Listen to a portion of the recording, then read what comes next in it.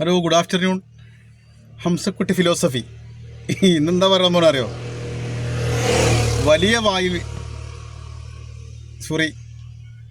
ചെറിയ വായിൽ വലിയ വർത്തമാനം.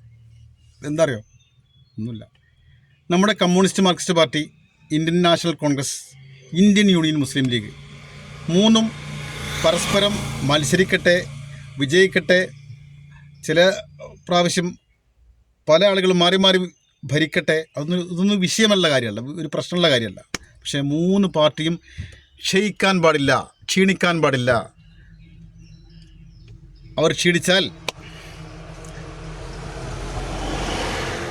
നമ്മുടെ നാട് ഭയങ്കര ബുദ്ധിമുട്ടിലേക്ക് പോകും. മൂന്ന് വിധത്തിലാണ് ബുദ്ധിമുട്ടിലേക്ക് പോകുക. മൂന്ന് പാർട്ടിയും ക്ഷയിക്കാൻ പാടില്ല. ഇപ്പോഴത്തെ അവസ്ഥയിൽ ഇതേപോലെ അങ്ങനെ മുന്നോട്ട് പോട്ടെ.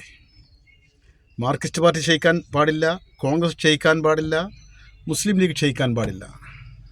ഒരു പ്രതിപക്ഷവും ഭരണപക്ഷമായിട്ട് മാറി മാറി ഭരിക്കട്ടെ. അതാകും എപ്പോഴും നാടിന് നല്ലത്.